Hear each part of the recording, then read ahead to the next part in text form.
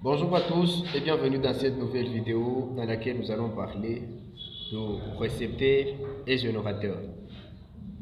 Merci pour cette nouvelle vidéo. Nous allons vous donner les éléments essentiels pour le fonctionnement d'un récepteur. Nous allons vous définir les récepteurs et vous donner quelques exemples pour éviter la confusion entre ces deux éléments. J'essaie déjà dans d'autres vidéos, quand je donné la consommation ou comment réduire la facture d'électricité, vous avez donné d'utiliser le mot récepteur, vous avez utilisé le mot générateur, donc je n'avais pas bien donné les sens ou les définitions de ces deux mots. Voilà pourquoi pour cette vidéo, j'ai choisi pour vous les deux définitions seulement pour vous donner l'importance et vous donner le rôle de chaque élément. Nous allons commencer premièrement par le récepteur. On définit le récepteur comme étant tout appareil qui transforme l'énergie électrique dans une autre forme d'énergie. Tout appareil qui transforme l'énergie électrique dans une autre forme d'énergie. Parlant de récepteurs, nous voyons tout ce que nous utilisons comme élément dans notre installation, ce sont de récepteurs. Lorsque vous avez la télévision, lorsque vous avez la lampe, lorsque vous avez le fer à repasser, lorsque vous avez le four, tous ces éléments-là que nous utilisons, ce sont pour nous le récepteur. Pourquoi? Parce que ça transforme l'énergie électrique dans une autre forme d'énergie. La lampe est alimentée par un courant électrique, donc ça vous donne une énergie qui est lumineuse, ça vous donne le rayonnement.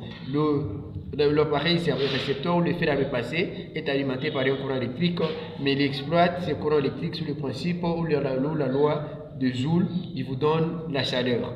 Lorsque vous avez le climatiseur, c'est un récepteur, il vous donne le froid, il vous donne la possibilité de vivre dans une température voulue selon le mode de fonctionnement que vous voulez rester à la maison. Là, ce sont que des récepteurs seulement. Autrement dit, on peut définir un récepteur comme étant un appareil qui reçoit l'énergie électrique et qui doit convertir cette énergie dans une autre forme d'énergie de nature non électrique. Mais lorsque vous avez un générateur, le générateur, lui, il doit transformer l'énergie quelconque dans une autre forme d'énergie. L'énergie quelconque ou l'énergie primaire peut être l'énergie mécanique, l'énergie cinétique, l'énergie chimique, l'énergie solaire, tout dépend de la forme d'énergie quelconque qu'il doit ramener dans une autre forme d'énergie électrique. Autrement dit, un générateur doit vous produire l'énergie électrique. Lorsque vous prenez le panneau c'est un générateur. Lorsque vous prenez le groupe électrogène, vous avez le générateur. Lorsque vous prenez la batterie, vous avez le générateur. Lorsque vous prenez par exemple la dynamo à courant continu ou la dynamo à courant alternatif, c'est toujours des générateurs. Ça veut dire que les générateurs sont des éléments qui sont capables de générer un courant électrique, de vous produire un courant électrique dont vous avez besoin pour faire fonctionner les appareils. Un récepteur peut fonctionner que lorsqu'il est alimenté